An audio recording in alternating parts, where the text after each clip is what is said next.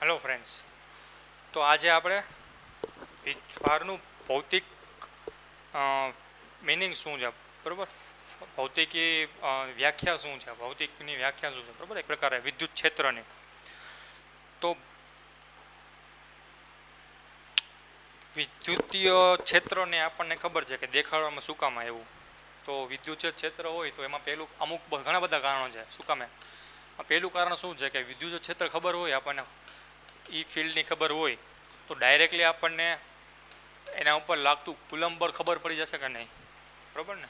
કે વિદ્યુત ક્ષેત્ર હોય બરાબર, બે પોઈન્ટ ઉપર લાગતું છે કે જે સ્થિર છે અને બે વચ્ચેનું ઇલેક્ટ્રિક ફિલ્ડ આપેલું છે, બેયના તમને વીજભાર આપેલા હોય તો આના દ્વારા ઉત્પન્ન થતું ઇલેક્ટ્રિક ફિલ્ડ તમને ખબર હોય તો આના દ્વારા આના ઉપર લાગતું બળ તમે શોધી શકશો. કેવી રીતે? તો ક્યુ ટાઈમ્સ ઈ કેપિટલ ક્યુ ટાઈમ્સ ઈ કરી નાખશો, બરાબર? એફ ક્યુ ક્યુ, ક્લિયર ને? કે આના દ્વારા ઉત્પન્ન થતા વિદ્યુત ક્ષેત્રમાં આ ભય આવ્યા છે. કેટલું બળ લગાડશે? તો આનો જેટલો વીજભાર હોય એને ગુણ્યા આનું વિદ્યુત ક્ષેત્ર, બરાબર? એવી જ રીતે આનું તમને વિદ્યુત ક્ષેત્ર આપેલું હોય, માની લો કે એ ક્યુ, આના ઉપર બળ કેટલું લગાડશે શોધવું હોય તો કોના વિદ્યુત ક્ષેત્રમાં આવેલો છે, કોના ક્ષેત્રમાં આવેલો છે? તો કે વિદ્યુત ક્ષેત્ર આવી રીતે ફેલાવતું હતું, એમાં આ ભય આવ્યા હતા. તો આના ઉપર કેટલું બળ લાગશે? તો આ પોઈન્ટ ઉપર વિદ્યુત ક્ષેત્ર હોય એને ગુણ્યા એનો વીજભાર, બરાબર? તો આ પોઈન્ટ ઉપર વિદ્યુત ક્ષેત્ર કોનું હોય છે કે બીજા વીજભારનું. વીજભાર કોનો હોય છે ગુણાકારમાં? પહેલા વીજભારમાં, બરાબર? જેના ઉપર બળ શોધવું હોય એનો વીજભાર લેવાનો અને જે એના ઉપર બળ લગાડે છે એનું વિદ્યુત ક્ષેત્ર લેવાનું. ક્લિયર ને? તો આ એક કન્સેપ્ટ હતો, બરાબર, કે જેના ઉપરથી આપણે ફટાફટ એના ઉપર લાગતું બળનું મૂલ્ય નક્કી કરી શકાશે. બીજી વસ્તુ એ કે જોઈ ગયા હવે કે કોઈ પણ વીજભાર હોય એ પ્રવેગિત ગતિ કરતો હોય ને તો એ પોતાનામાંથી બીજા પ્રકારની ઉર્જાનું નિર્માણ કરે છે, બરાબર ને? બીજા પ્રકારની ઉર્જાનું નિર્માણ કરે છે. તો એનો મતલબ એમ કે જ્યારે એ સ્ટેડી સ્ટેટમાં હોય ત્યારે એમાંથી ખાલી એક જ પ્રકારની ઉર્જા આવી છે, બરાબર? એમાંથી એક જ પ્રકારની ઉર્જા બહાર નીકળતી હોય એને કઈ કીધી? વિદ્યુતીય ઉર્જા, જેનો આપણે અભ્યાસ કરવાનો છે પણ પછી કરશું, બરાબર ને? વિદ્યુતીય ઉર્જા, બરાબર? તો હવે આ જ વિદ્યુત ભારને હું પ્રવેગિત કરું, પહેલાં સ્થિર હતો હવે પ્રવેગિત કરું તો એમાં બે પ્રકારની ઉર્જા છે. પહેલું તો વિદ્યુતીય ઉર્જા ને બીજું હોય છે ચુંબકીય ઉર્જા. ક્લિયર ને? તો આ નવા પ્રકારની ઉર્જા જે ઉત્પન્ન થઈ છે એનો ખ્યાલ પણ આના દ્વારા આપણે મેળવી શકે છે. કેટલા મૂલ્યની ઉત્પન્ન થઈ છે, કઈ દિશામાં, અથવા તો કેવી રીતે બીજા પાર્ટિકલ ઉપર એના એ ઉર્જા દ્વારા બળ લાગશે, એ ક્ષેત્રો દ્વારા આપણે નક્કી કરી શકીએ. બળ આપેલું હોય તો બળ દ્વારા આપણે નક્કી ન કરી શકીએ કારણ કે કુલમના બળનો નિયમ ખોટો પડતો હતો, બરાબર ને? તો આ એનું બીજું રીઝન હતું. ક્લિયર? ત્રીજું રીઝન શું છે કે સમયનું જોઈ ગયા કે વિદ્યુતીય બળને બીજા વીજભાર પર લાગવું હોય ને તો એ થોડોક સમય લેશે. શું કામે? કારણ કે એનું ક્ષેત્ર રહ્યું એ રિફ્રેશ કરતું હોય છે, આવી રીતે આગળ ફરતું હોય છે આ બધી દિશામાં, બરાબર ને? તો આના ઉપરથી એમ નક્કી કરી શકીએ કે અહીંથી કોઈ પણ તરંગ બહાર નીકળવો હોય તો એના પહોંચવા લાગતો સમય, કે જેને પ્રોપાગેશન સમય ગયા, બરાબર? આ તમારે લખવાની જરૂર નથી, સમજવાની જરૂર છે. તો એ ટી લાગશે. તો કેટલા સમયમાં આને એની અસર જોવા મળશે એ કહેતું હતું, બળ નહોતું કહેતું, બરાબર? બળ, કુલમનું બળ આ વસ્તુ નહોતી કહી શકતી, એની લિમિટેશન હતી. ક્લિયર?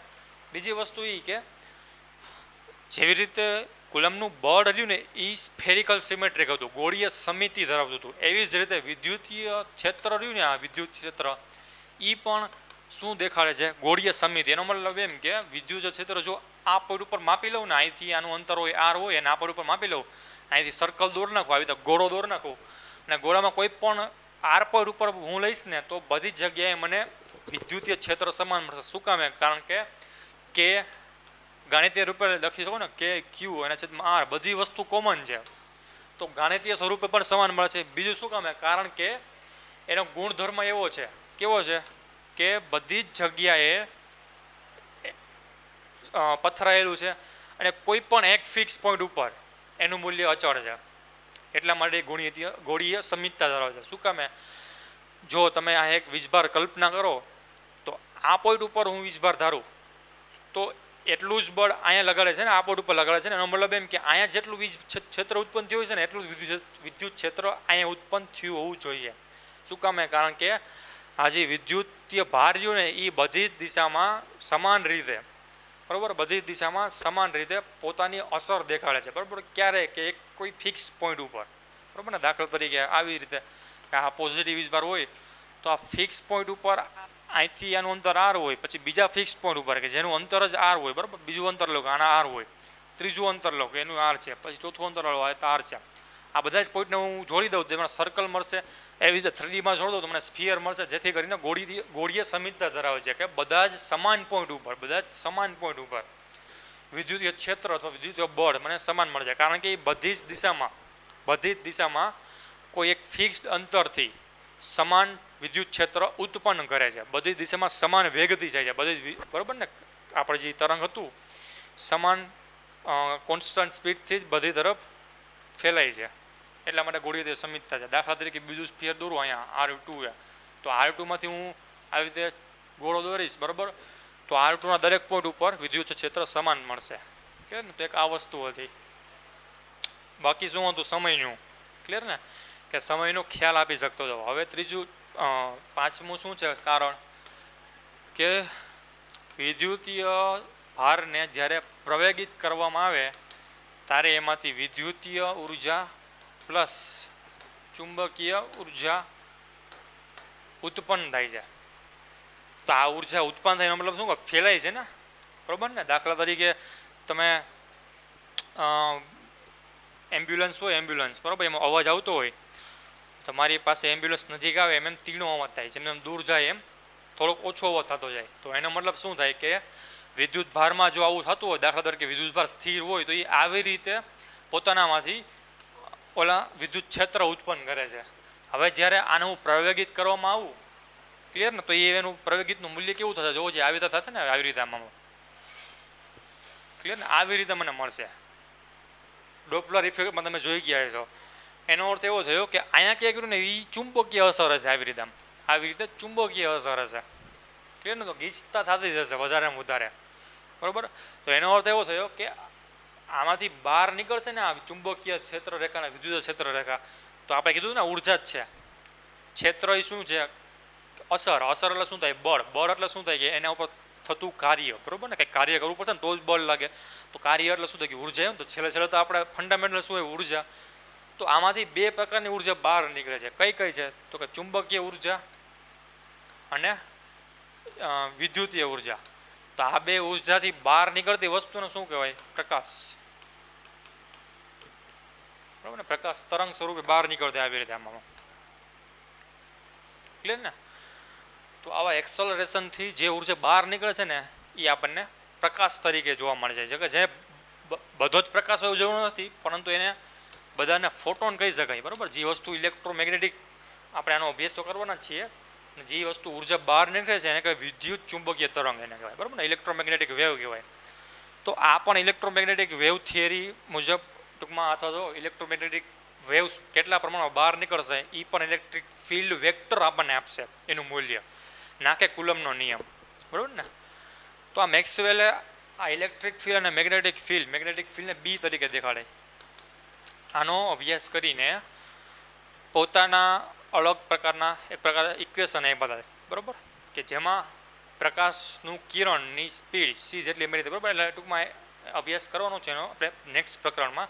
તો ફંડામેન્ટલ છે કે શું કામમાં ઇલેક્ટ્રિક ફિલ્ડ આપણે ઉપયોગમાં એવું કે મેક્સવેલે ઇલેક્ટ્રિક ફિલ્ડનું ગાણિતીય સ્વરૂપ, બરાબર, ડિફરન્શિયલ ઇક્વેશન કહેવાય, બરાબર, વિકલ સમીકરણ, એનો ઉપયોગ કરીને જ પોતાના સમીકરણો અલગ અલગ પ્રકારના ફોર્મમાં એને મેળવ્યા હતા, બરાબર. 4 ઇક્વેશન છે અને વધારે પણ છે, પણ અત્યારે જરૂર નથી. તો આના ઉપરથી આપણે એક એક્ઝામ્પલ કરવાનું છે, બરાબર. શું કરવાનું છે? આના ઉપરથી એક એક્ઝામ્પલ કરવાનું છે. કે એક્ઝામ્પલ શું છે? કે તમને દાખલા તરીકે એક પ્લેટ આપેલી છે અથવા તો વિદ્યુત ક્ષેત્ર આપેલું છે, બરાબર, કે એક ઇલેક્ટ્રોન છે, બરાબર, કે એક ઇલેક્ટ્રોનને 2 × 10⁴ ન્યૂટન પર કુલમના નિયમિત વિદ્યુત ક્ષેત્રમાં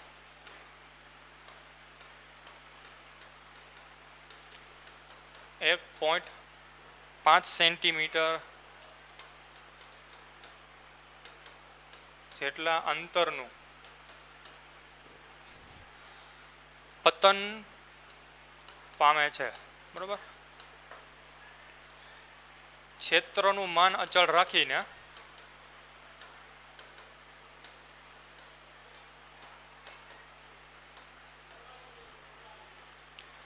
તેની દિશા ઉલટાવવામાં આવે, બરાબર. તેની દિશા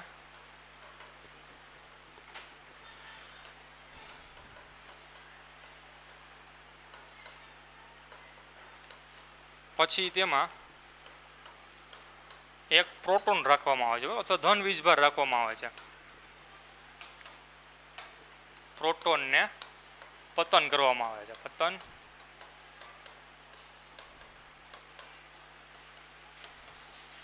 તો દરેક કિસ્સામાં દરેક કિસ્સામાં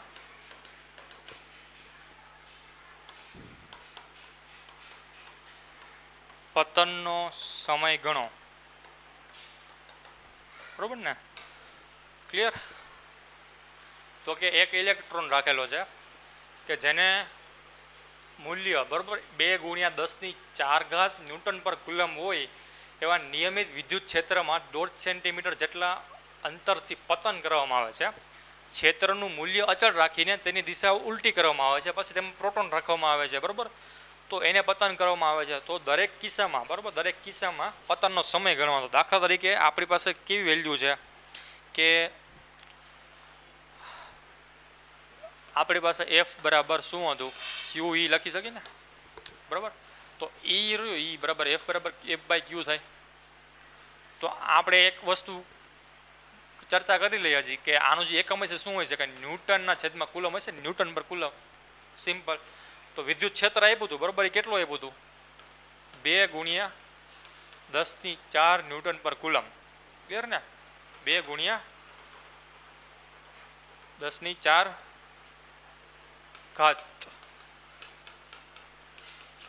ન્યૂટન પર કુલમ. ક્લિયર?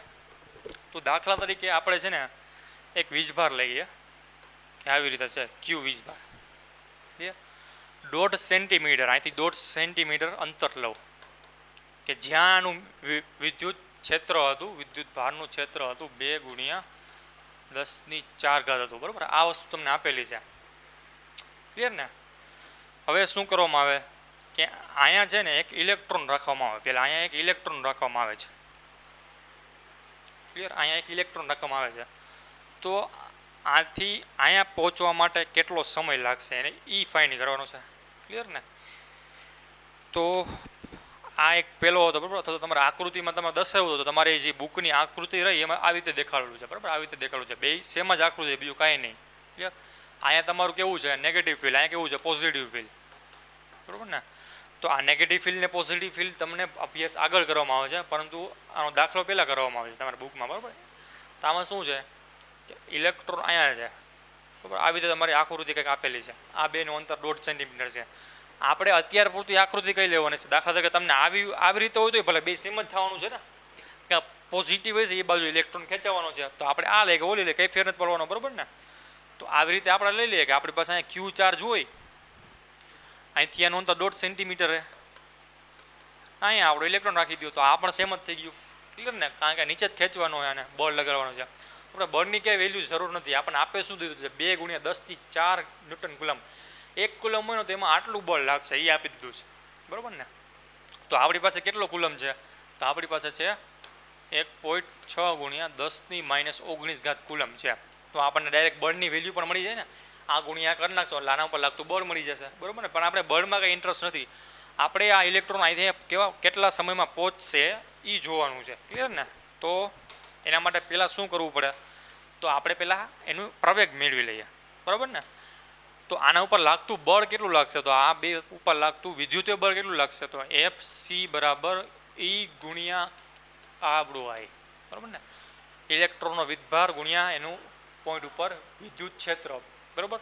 તો કેટલું આવશે, બરાબર. અથવા તો આપણે એક આવું ન કરવું હોય તો ફંડામેન્ટલ એક ફોર્મ્યુલા ધારવી લે, બરાબર ને. આ દાખલા તરીકે આમ કરાવવાનું છું, ઉપર ફંડામેન્ટલ ફોર્મ્યુલા શું છે, દાખલા તરીકે આના ઉપરથી શું મળશે આપણને, એફ મળી જશે. એફ ઇઝ ઇક્વલ ટુ શું છે, ઈ. આપણે સમય મેળવવાનો છે, બરાબર.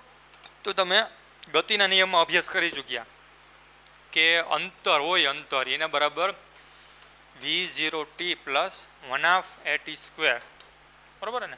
v0થી શરૂઆતની ગતિ, જ્યારે આમાં શરૂઆત તો 0 ગતિ છે ને, મૂકી દીધો છે અહીંથી, મુક્ત પતન જ કરવામાં આવે છે એક પ્રકારે, બરાબર ને.